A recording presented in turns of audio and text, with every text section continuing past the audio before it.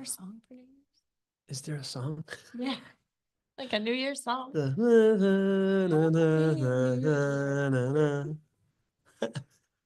want to sing it? No. Because we're already on YouTube, so you're already a star. Perfect. If there is a New Year's song. All right, we ready? Oh my God, my head's coming. You ready? Let's go. Let's go. Let's go. Sinuses. No, 2024. Welcome, welcome, welcome, everyone, to the last Not Your Average Investor show of the year. Sparkle, sparkle, sparkle, sparkle. Today, we are diving into your biggest questions. We're talking about what are the rates? What's inventory like? What's the cash flow situation like? But most importantly, and most interesting to me is there's been two fundamental changes in buyer behavior for the Jacksonville Not Your Average Investor, and I'm really pumped to get into it. I'm your host, Pablo Gonzalez. With me today, returning to the show, man, the ultimate utility player of any team, the Swiss Army knife that can do everything and do everything well, founding member of the show and the community, my good buddy, Kate Sutherland. Hello. Welcome to the show, buddy. Thank you. Thank you. Yeah. I was wondering what the nickname of choice would be today. What was the nickname last time? I don't think there was one. I don't think there was one. I don't think it's always just a very heartfelt introduction. It is. Not necessarily a nickname. Because it comes from the heart. Yeah. And it's felt. Yeah. I feel it. Feel it, baby. And DC is off. I think he's skiing somewhere, right? I don't is that know. what it is? I don't know. I've lost track of him. Such a mystery. Such a mystery. Anyways, we're wishing him a happy new year. And of course, we are welcoming our community with our tradition like none other, which is called what, Kate? The roll call.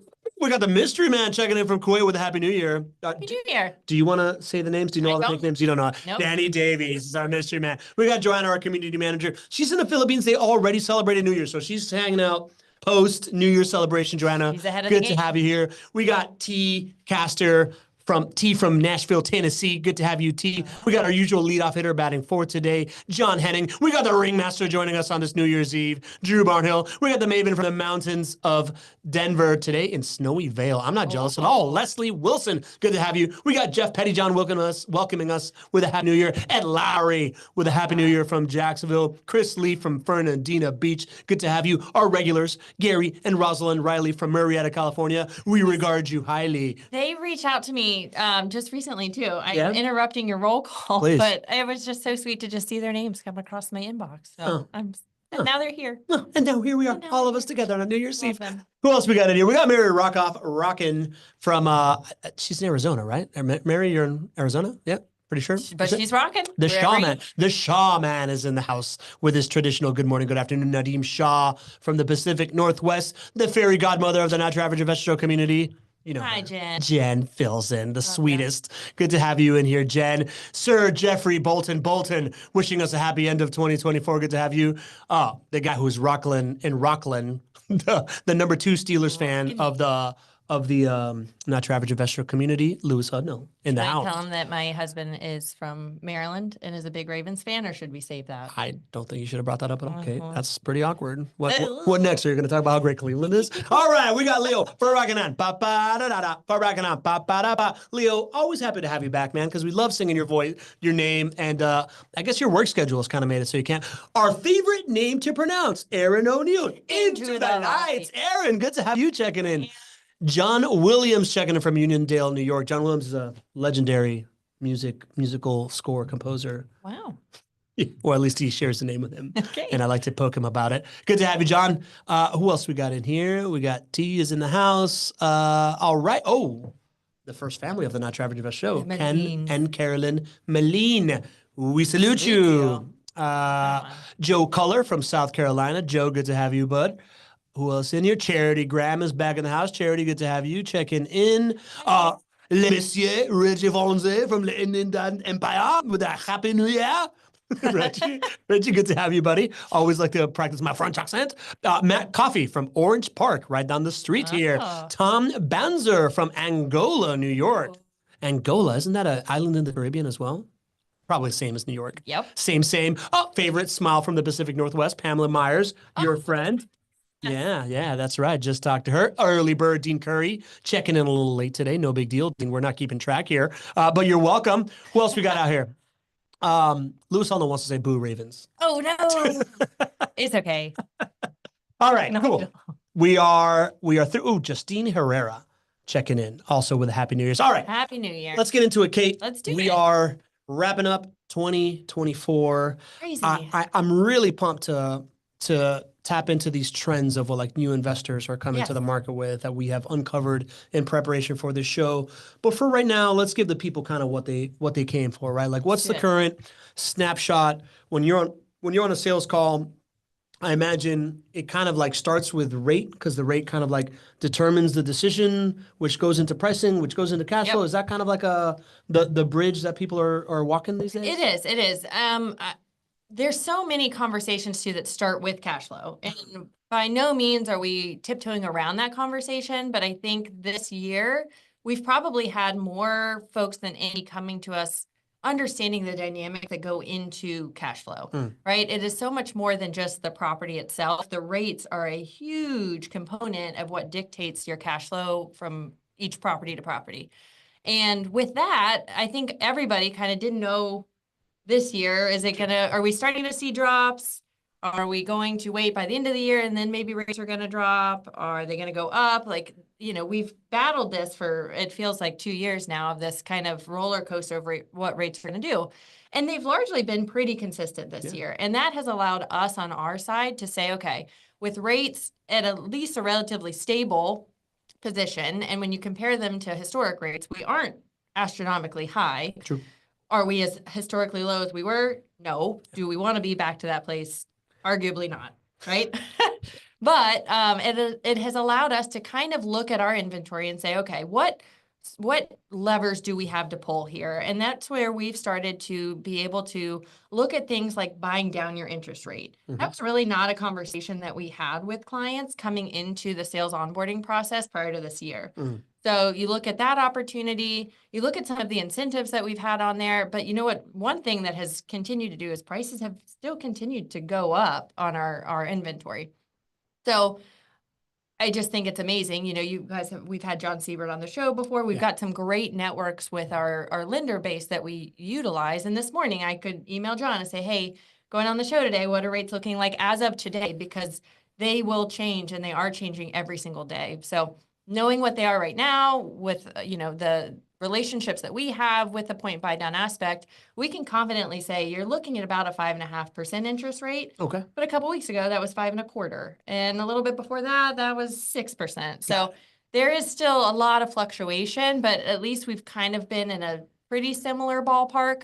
And just having that ability to say, hey, what are they today? So we can try to give you the best, most accurate depiction of what it's going to look like at the time you actually lock into your rate is invaluable. Got it. So what I'm understanding from what you just said is people are really starting to like come to JWB with a much bigger picture understanding of kind of like what drives the short-term performance of the investments. Yep. And we're going to talk a little bit more about that perspective that people are coming to in a little bit. And within that is rates, right? Like the dynamic between rates and prices are big. Rates have been not necessarily volatile, but not stagnant, but they've stayed kind of like in this window of like mid fives, sort of, right? Like low to mid to high fives kind of thing. And that's a constant conversation that you are having with the JWB Preferred Lender Network. For example, John Siebert, who we've had on the show, texted him 5 minutes ago. He told you right now they're at like 5.5. Yeah. Right. Yeah. And I mean, kind of speaking of the levers pull too, we mentioned you've got the ability to buy down your rate and you can put points towards that.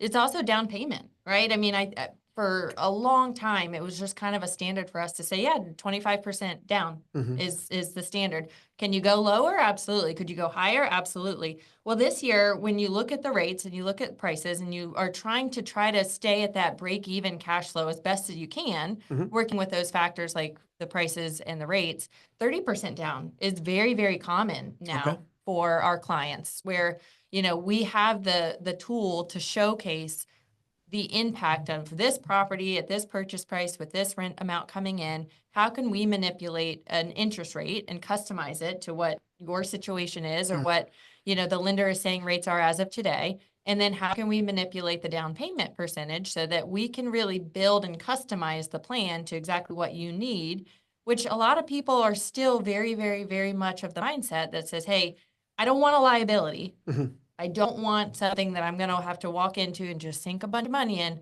But I also know that I'm willing to let this thing do what it does best, which is be my little crock pot and cook in the background. And you set it and forget it. And that has allowed us to say, okay, how can we kind of build this plan to get you into a break-even cash flow perspective with a 5.5% interest rate? Let's look at 30% down. What does that do to your entry point, your capital? What do we need to be able to hit that? And then we go from there.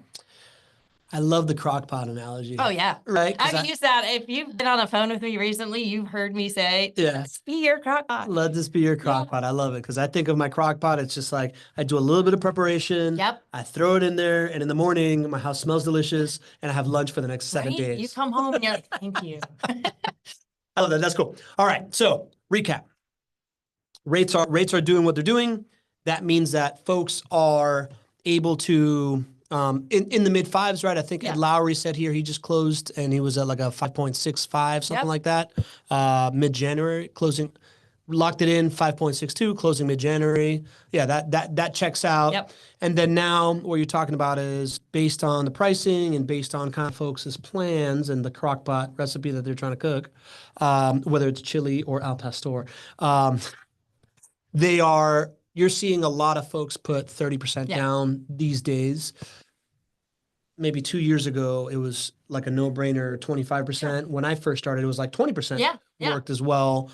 We then had another blip that was like 25% was back in the mix. Yep. But you're seeing mostly people put in 30% down right now. That's what we see. Yep. So let's reverse engineer that to kind of like where the pricing is so folks can understand how much they need to bring to the table for an investment like this. Where's pricing at these days? Yeah, it's a great question. So, and two parters, right? So you've got kind of your minimum capital that you'd think you'd want to have really ready to be able to deploy.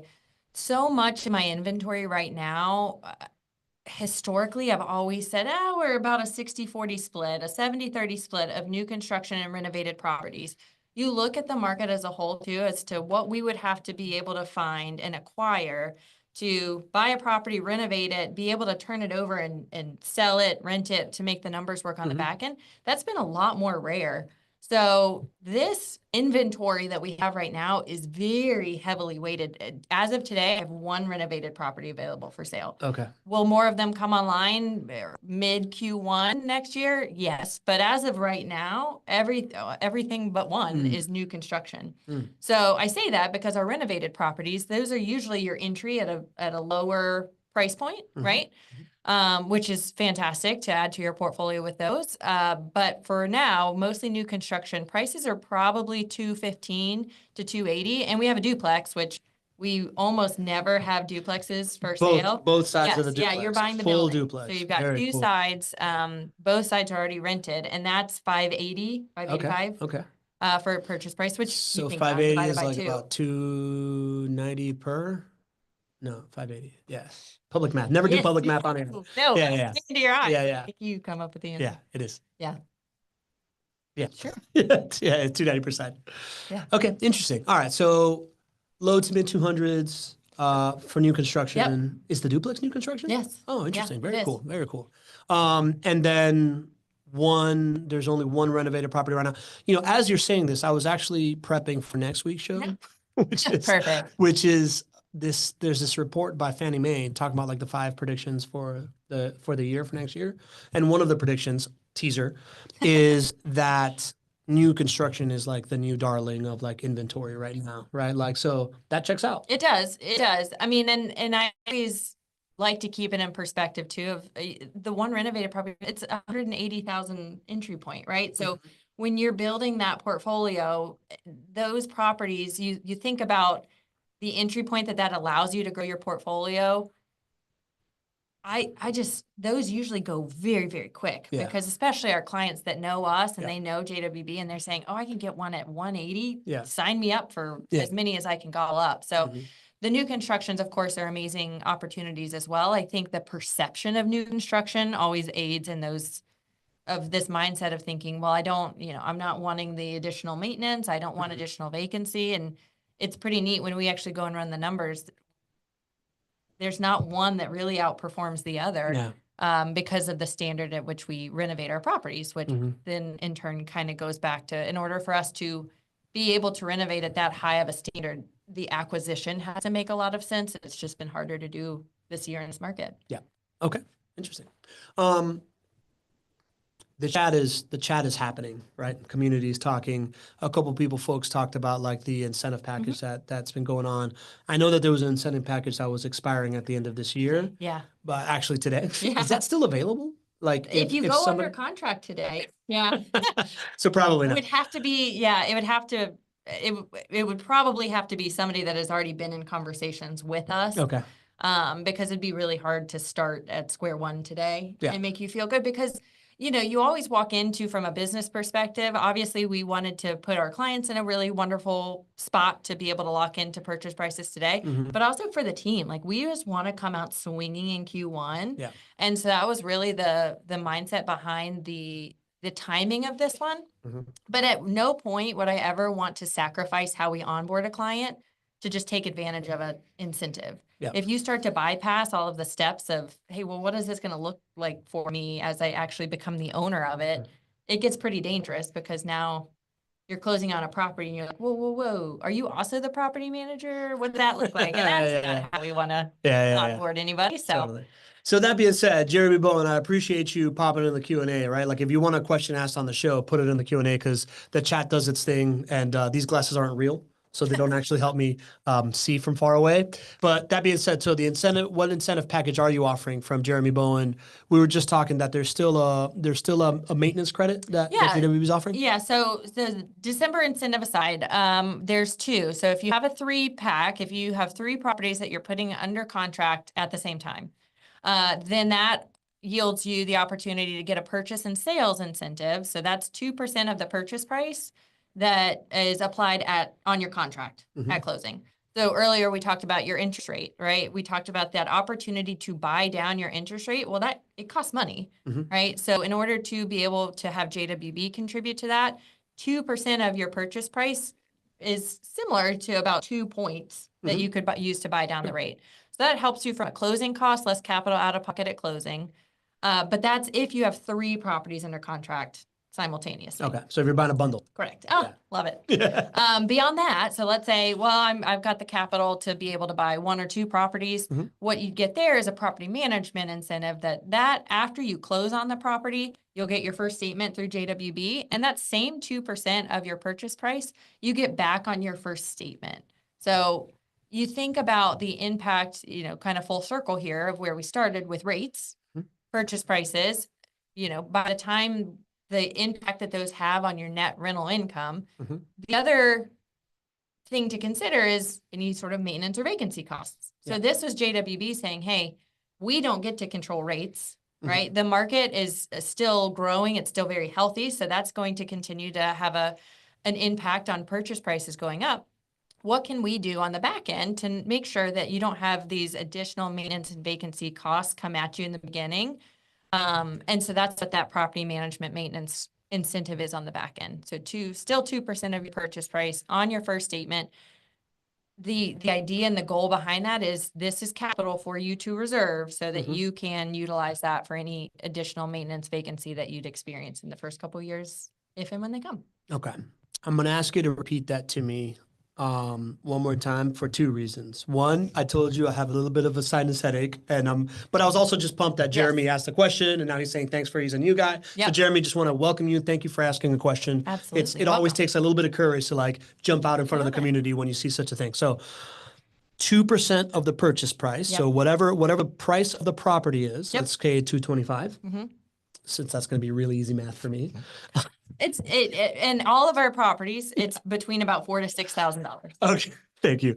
So, 2% of the purchase price, which will come out to between $4,000 to $6,000, is then credited back to you at the end of month 1 as a credit towards your future maintenance expenses. Yeah, it's a line item on your first statement, right? So you've closed on the property, and then now you get your first statement. So you'll see like your first property management fees, rental income coming in, plus that 2% line item, Mm-hmm. you'll see that as a credit on that statement. That is just money back to you.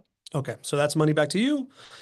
And that means I can take that money and, I'm just mentally Yeah. thinking, all right, that's going to be money coming back to me. So now I can use my own money to buy down a rate or, Exactly. and use it that way. Okay. Yeah, if you end up, so let's say, you're not doing the 3-pack and you are wanting to take advantage of the opportunity to buy down your interest rate, then we already on our tool, we can account for that and what you'd expect in terms of your closing costs, estimate as close as we can.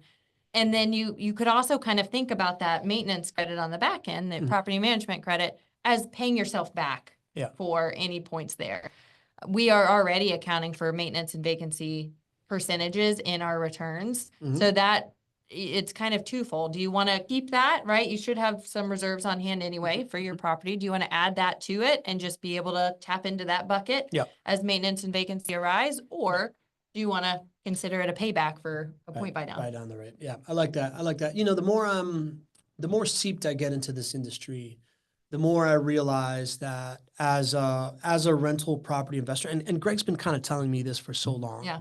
Right? Like as a rental property investor, there is this kind of like psychological obstacle, burden that comes with whenever there's maintenance. It's this is like high tension moment. Yeah. Right. It's just like this moment where you're just like, oh man, I gotta dip into into like my savings to pay for this thing. And is this really worth it? And blah, blah, blah, blah, blah. Whereas like in other asset classes, if your investment dips 15%, you don't even think about it because it doesn't actually touch your bank account. Right. So like it's not a conversation at the dinner table. not a conversation at the dinner table. There's no one to question about it. Yeah.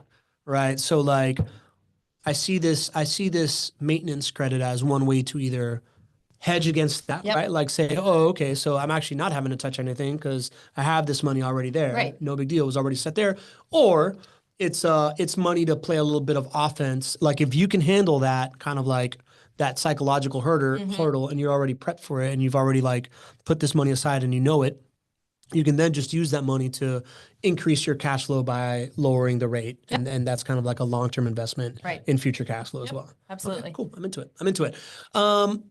That being said, what are general kind of like cash flow conversations you're having right now? You were just telling me that people are coming in and you're not even listing year one cash flow on the property return. So talk to me how that kind of works. Yeah, it's a pretty neat place to be now because clients are getting that. And that's nice. Of course, it's still a question. Like I said, we won't tiptoe around the topic. Yeah. But clients are really starting to understand now more and more so that, okay, there's a lot of those factors that are outside of JWB's control, right? So what is it actually going to look like for me in the long run, which is why we keep the focus there.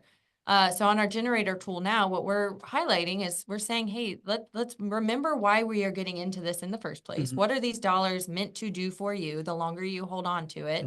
When do you really need them to start going to work for you? And based off of those answers is what kind of dictates how and when we get into the cash flow conversation. Because more often than not, it's folks that are saying, hey, I don't need them today. I'm willing to stay as close to break even as I can be, which of course that's our goal too. And this maintenance credit on the back end, our dollars back to you to absolutely make sure, you'll have that in the beginning. But then beyond that, let's focus and keep our time and attention and focus on what really matters as to what is this portfolio going to look like for you at the end of your holding period. And anything beyond that, it's hard to say, it's really hard to pinpoint, oh, okay, well, as of year 3, expect this. As of year 6, expect this. It's difficult to be that specific with it, but what we feel confident in is saying after a real estate cycle, expect this. So that's kind of why we made the shift that we did and just getting that comfortability of saying everything I show you on my inventory is going to look the same, perform the same, based off of your capital and your entry point, what kind of dollars are we working with? And let that really also help us determine what makes the most sense for you from the down payment perspective, from a point buy down perspective, to really try to keep you as cash flow break even as we can. Yeah. Okay. With that maintenance credit on the back end, giving you some extra dollars to boost. If I was to get really aggressive on this analogy that we've been making, the crock pot, Oh, yeah. right? It doesn't, like if I was to think of cash flow, it's kind of like the servings of the meal to a certain extent, right? And it's like if I'm putting something in the crock pot and I know it's got to cook for 8 hours, it really doesn't matter to me what it's going to taste like at hour 2 or 3. Yeah, exactly. Right? Because I'm not going to eat it at that time. You may get salmonella. You might get salmonella. Yeah. That's it. We could go forever. Right? But when it comes to rental properties, we can peg it to like a full market cycle. And if you have a horizon of, hey, my kid goes to college in this many years, and at that point I need to have this much to like play with in order to pay for that and the cash flow and blah, blah, blah, blah, blah, we can set that, and we can set the hours of the crock pot to cook the meal for that point and be real certain about it. So maybe you need an Instant Pot, right? Maybe it's a pressure cooker and we need to up our down payments, or we need to look at a cash purchase, and we can do that. It's just making sure that we are understanding on the front end the why and then building accordingly. My mother-in-law just came in town yesterday and she said she's buying us an air fryer. Oh, that's great news. I was super excited. Okay. We use ours all the time. So I got it. So cash flow today isn't really relevant. It's this idea of people are coming in with, this is my goal, help me build towards that goal. And that's what's really clicking. And I want to talk about these other two. Were you about to say something? Well, I was just going to say, with the cash flow component, I think the big thing to come back to too is nobody wants you, and you definitely don't want to walk in thinking that you are in a liability. And that I think is very, very important to differentiate of us saying, hey, let's not get so deep into the weeds on year 1, year 3 cash flow. Yeah. But at the same time, I also want to make sure that somebody doesn't feel like, okay, I'm getting into this and it's just going to be a constant detractor of capital away from, my hard-earned savings elsewhere. So I think that that's a really important thing for everybody that comes to us to talk to us on the sales side to understand is we have built this, and it's why we structure, it's why we look at 30% down. It's why we look at, and we're getting the most accurate rates that we can, because we know that those things, we don't want this to be a liability for you either. Yeah, makes sense. Makes sense. And that's kind of like that's the value prop of going to chatwithjwb.com. Picking a time to like talk to the team, to talk to people like you who sees all this stuff and can take all the things in my shopping list and make the right crock pot recipe for you, right? Exactly. Like that's the value add. So I think we talk about that all the time, the value of those first 2 calls of just like, hey, making sure that this is for you. Yeah. Right. And then, hey, let us show you how we build a plan to meet your goals, right? That's essentially the first 2 calls when you go to Chat with JWB.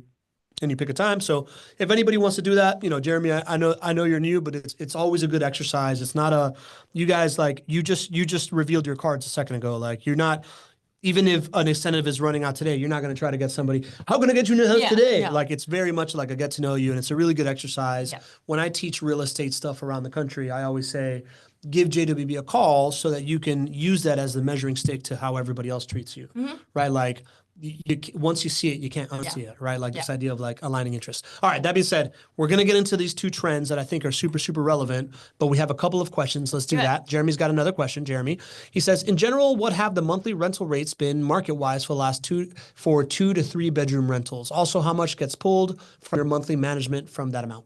Great questions.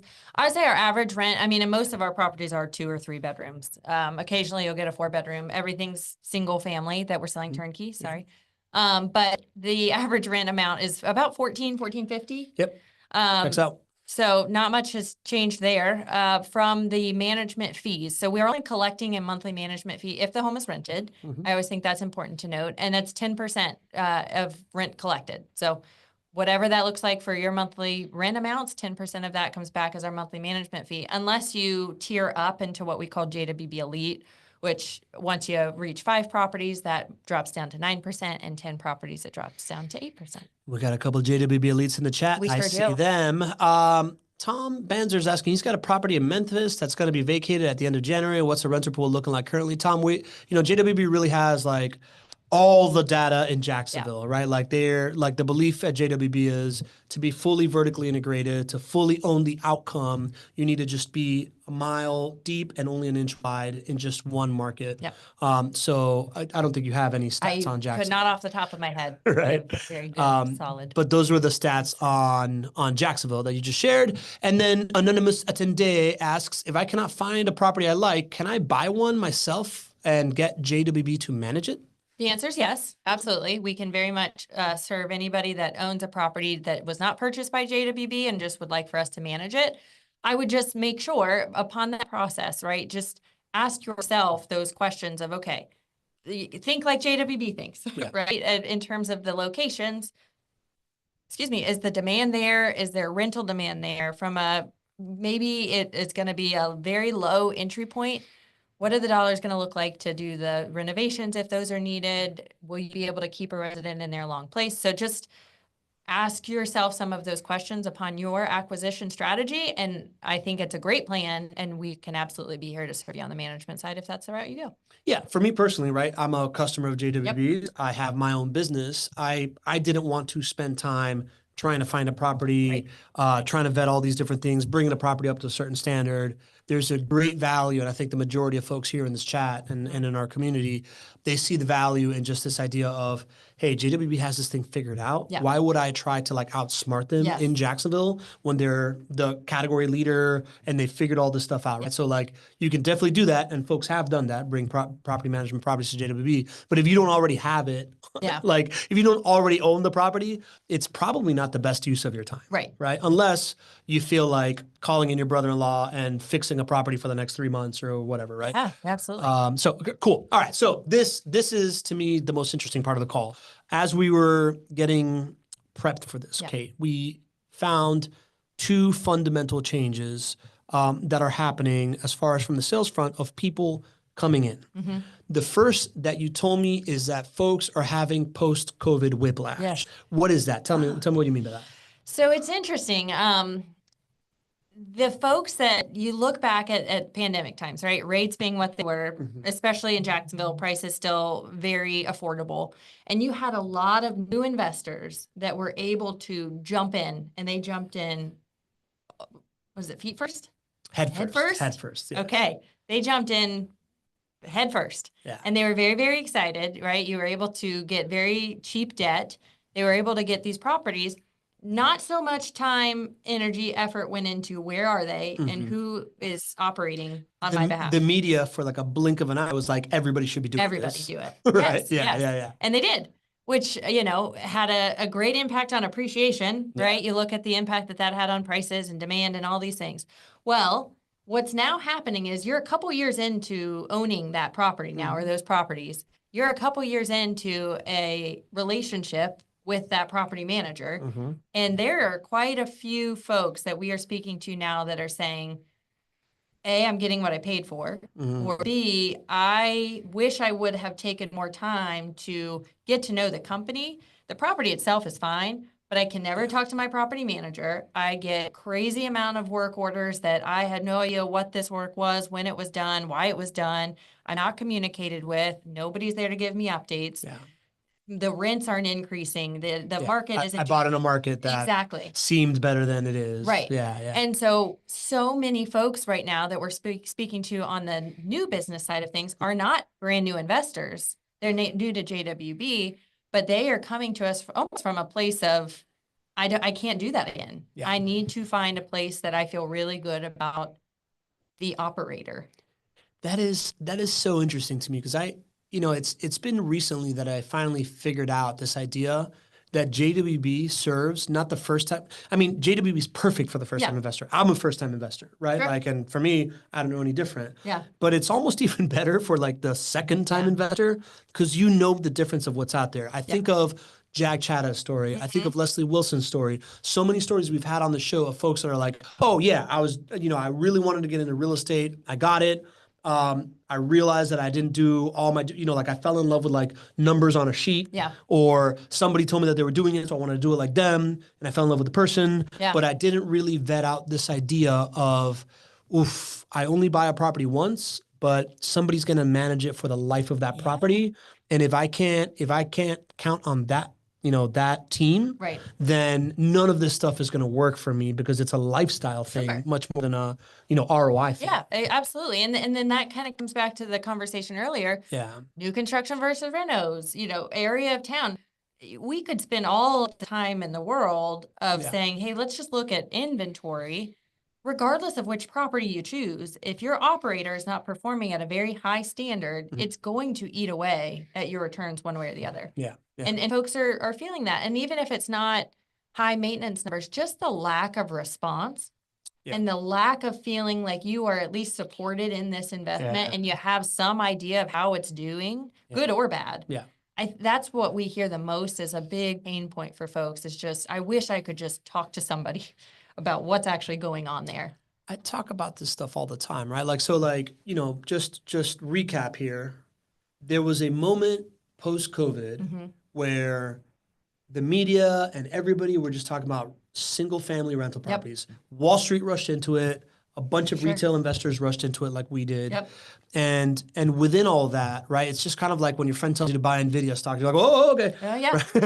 And you go and do it, right?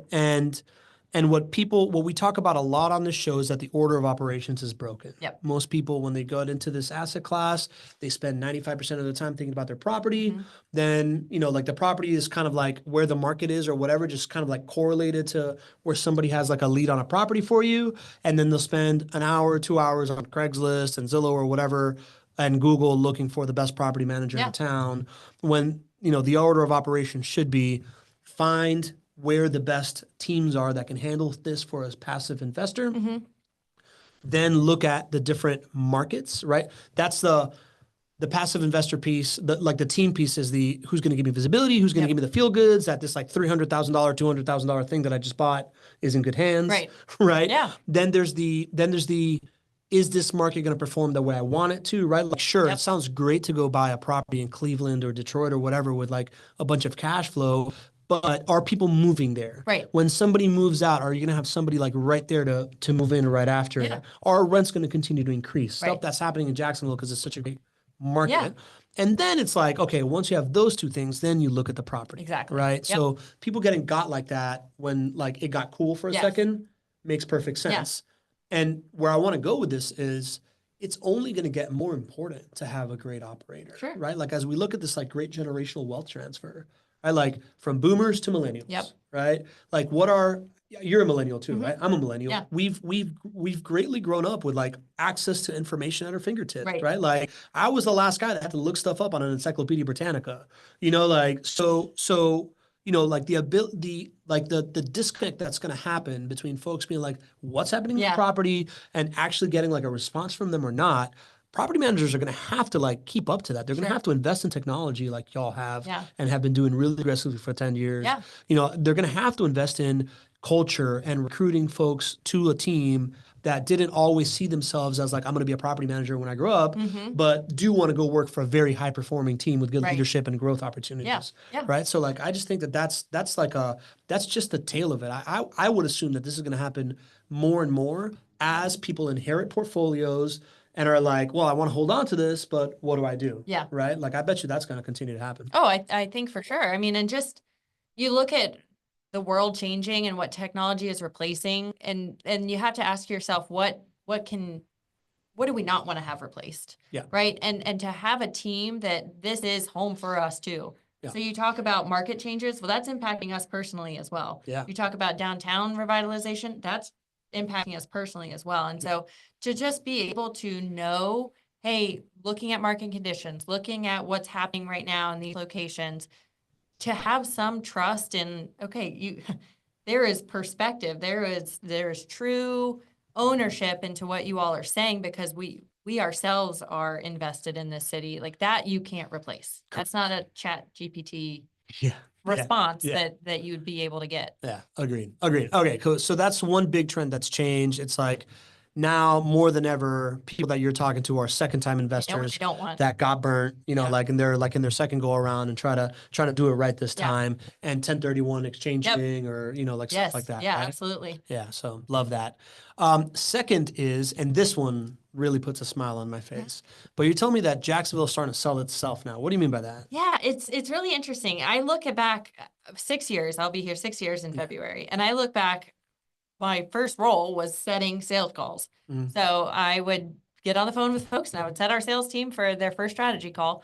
And a lot of the questions that I got were like, I have never heard of Jacksonville. Where is it located? You are Disney World, right? Mhm. And it is very neat to now kind of be at a point where we have folks that are saying, okay, well, your initial questions of how'd you hear about us? What brought you to JWB?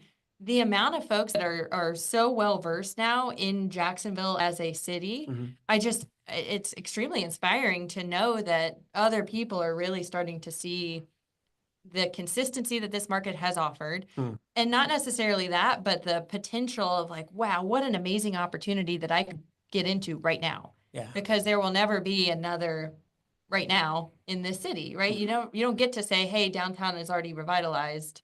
Go more into that. Go more into that, Kate. Are people coming with you with the story of downtown? Is Oh that yeah, what's going on? All right. absolutely. All right, so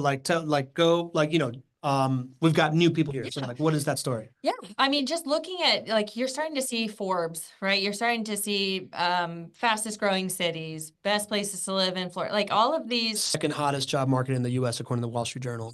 Yeah.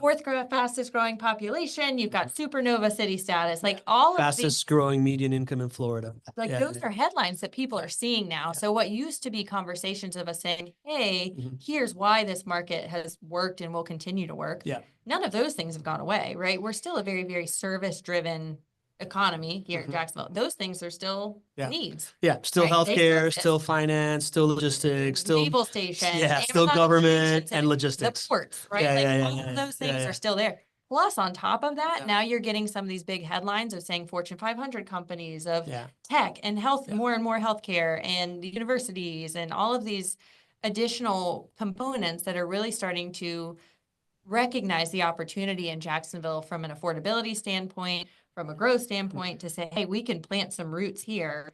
And that just continues. We talk about the flywheel. Yeah. Right. Now we've got more talent coming. Now we need more amenities for them. And so it just kind of ignites all of those components that we know need to happen for downtown to really take off. Yeah. Like they're starting. Yeah. And that's really, really cool. Yeah. It is really cool. And this idea of, we talk about it a lot on the show, right? This idea of, we know that when downtowns go from 8-hour downtown to a 16-hour downtown, which means people go from like just going to a downtown to like work and then leave, and then it's a ghost town, it's kind of dangerous afterwards, to people start to live, work, and play inside of a downtown, which has happened in Charlotte, in Austin, in Denver, and like all these, in Nashville, in all these great cities. We know that property values, the appreciation curve bends, and it just goes a completely different trajectory. And we've been predicting it on the show now for like as long as we kind of like started this conversation of tracking this and knowing that the tipping point is these like 10,000 units downtown, and the fact that that's already being built in the pipeline, projects already happening. We know we're going to get to 11,000 here within a year.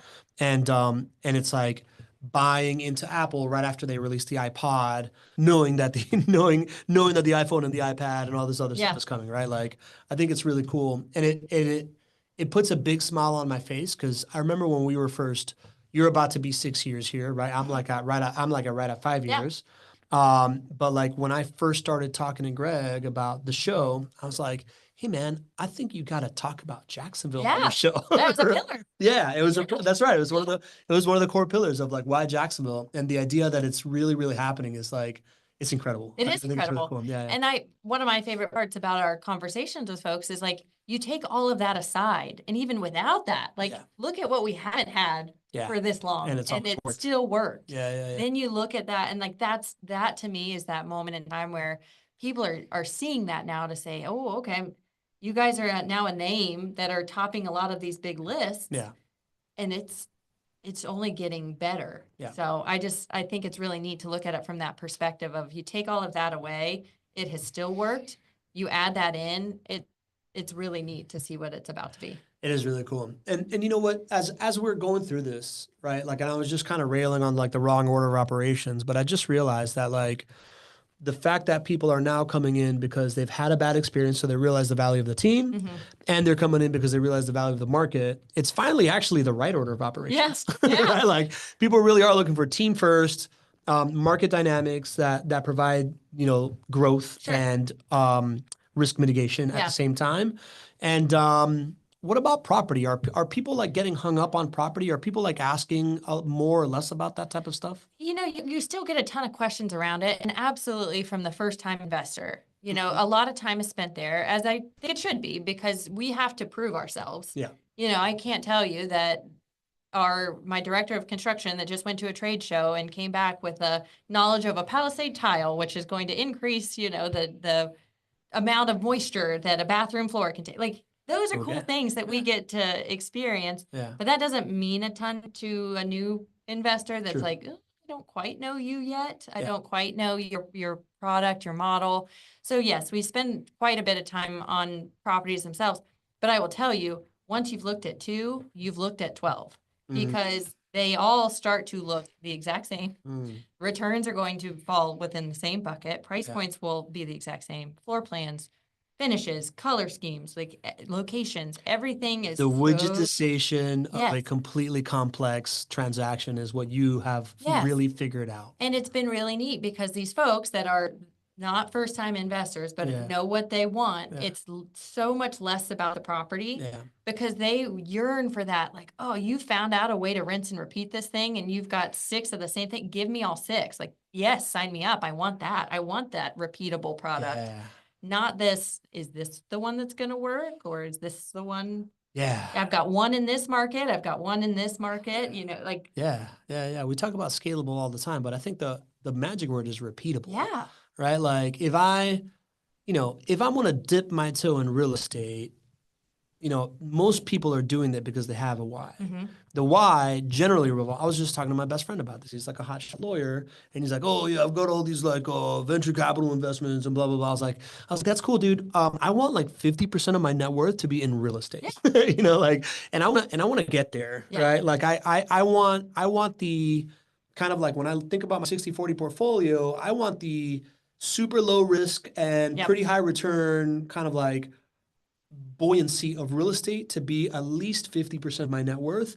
And if I'm going to do that, I can't just be like out evaluating deals left and right. I need to be able to like have an assembly line that brings me this and it's at my schedule. And I don't want it like, if I got to buy a property once a year, I don't want to spend 2 months every year trying to like figure that out. I want to be able to just like put that like clockwork or if it's 2 years or whatever it is, right? So I mean, and just from a business perspective, like we need to be able to produce a type of inventory that we can replenish.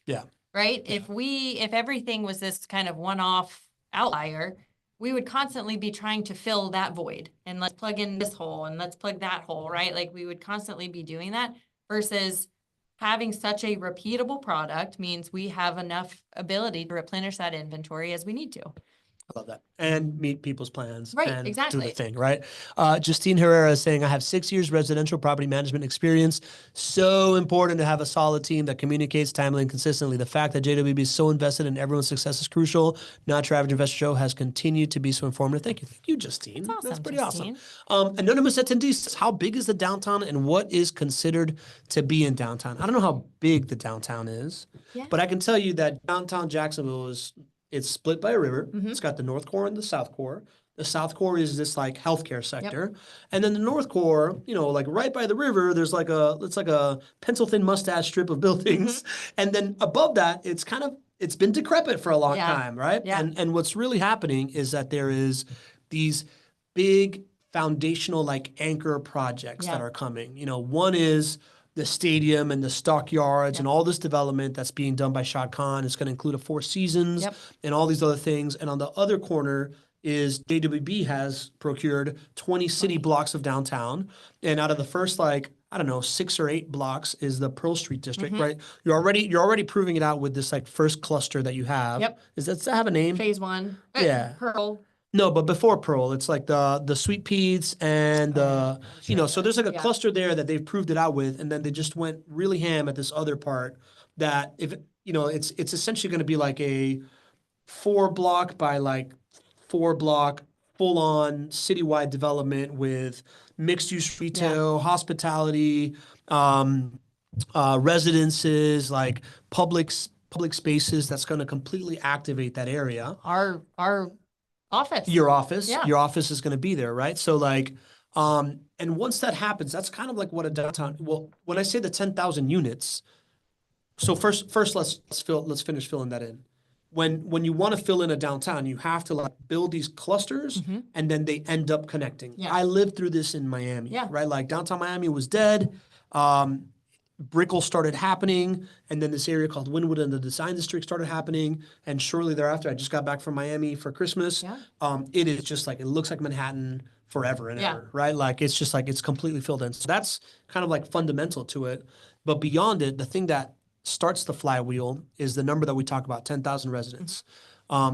When you want these units to happen, these mixed use developments to happen, retailers need to fill in like the bottom side of it, right? And there's like a cart before the horse thing of just like, are people going to be there to buy my stuff, or is stuff going to be there for people to buy? Yes, they're the demand. And once you so then that's when cities have to come in and provide incentives. Once you pass 10,000 residents in a downtown core, that stuff goes out the window. Now Whole Foods is like, yep, 10,000 people, I want to sell there. Yep. Publix wants to sell there, right? Like these anchor tenants that you want now want to build. So anonymous attendee, long story short is, I hope that answers your question, but it's like, it's a lot of these things coming together at the same time. Yeah. I mean, in Jacksonville as a whole, right? Like we're the largest city by landmass in the contingent US. Like Jacksonville's huge. So downtown Jacksonville is also quite large. But it's kind of, I feel like, reflective of Jacksonville as a whole. Like you did a great job explaining it. You've got kind of these different pockets, right? These like neighborhoods within downtown itself. Yeah. And the key to the success of the growth is connecting them all together. You're doing fine with that. You're doing great with that. Correct. Connecting them all together. And I'll say this once, I'll say it again. I think what's really unique here is that most cities, or at least my lived experience of having seen this in Miami, right?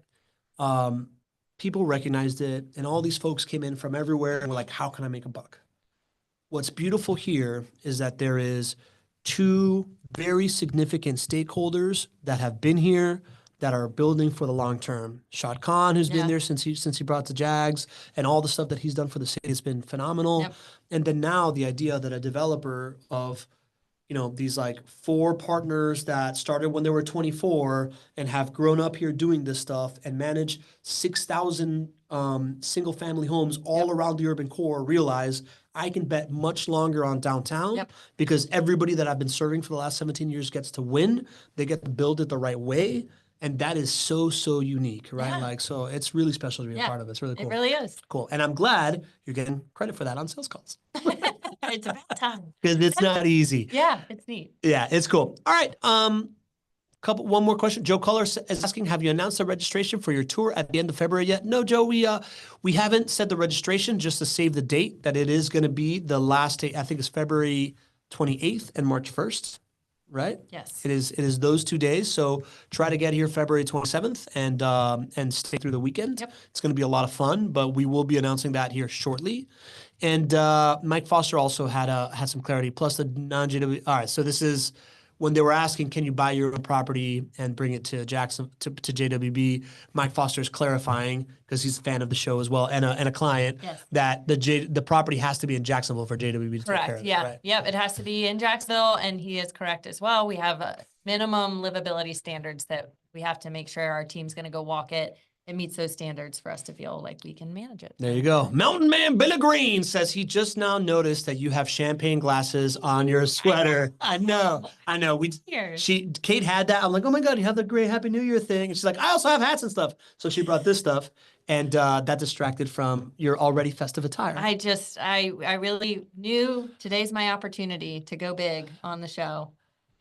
Kate, I don't know if anybody's ever told you this, but you have this like magical, effervescent like energy, like akin to like Buddy the Elf, but like not goofy, right? Yeah. Well, so it's awesome. Like you're always like festively attired, and you're always like raising the energy of the room. I think it's really cool. make the most out of what you got. Well, speaking of the most of what we've got, I think we've made the most out of 2024 today, Kate. I know. I'm going to put you on the spot. Oh, God. Okay. Okay. Biggest accomplishment. My biggest accomplishment in 'Cause 2024. you've accomplished a lot, and I've got to watch you. Thank you. Right. I appreciate that. Yeah. Gosh, I honestly think that 2024 was the year that I truly became a leader and I embraced leading, like going to having the foresight of setting an expectation for my company at the end of the year, traveling to the Philippines to meet my team and casting vision and getting their buy-in and making them believe that if they leveled up, the company will level up, and if the company levels up, it would make a material difference to their life. And then being able to deliver that on them. I just gifted them all new computers yesterday. Oh my gosh. Yeah. Congrats. So like being able to like deliver on all of that has really made me embrace leadership in a way that I never had, and I think that's my biggest accomplishment. That's amazing. Yeah, thanks for asking. Yeah. How about you? Biggest accomplishment. I would say, I mean, I have like personal, I have a 3-year-old and a 1.5-year-old and just this was a year of just kind of like building for us. Like, I don't know. Last year we welcomed my daughter. And so this year it's kind of like learning our new normal and like building some sort of consistency at home and like figuring out what life looks like with 2. And it's just so fun. Like I just got to experience the holidays with them and to see the holiday spirit in their eyes. I get to live vicariously through them now. So that I would say is the biggest personal accomplishment. And then the sales side of this, like we haven't had very easy last 2 years from a market perspective. True. And to really be able to build a team here who is just so rallied around who we are as a company and what we do. And you kind of look at what we ask our sales folks to do, which is, hey, I need you to sell a home, but don't really sell the home. Like really learn our team and really, really sell that, because that's ultimately what matters. To have done that and to have a really great team of folks around me, and then I just get to celebrate and coach them. That's really neat. That's not easy, and I agree. Like I've seen you grow as a leader and see you grow as a professional since I've been here, and it has been a tough 2 years of like from the greatest of times where like people were like rushing in without knowing what they're doing to like the hardest of time to sell the stuff and maneuvering all that stuff, keeping the culture alive, keeping the dream alive, keep selling the dream. That's right. Cheers and our champagne flutes.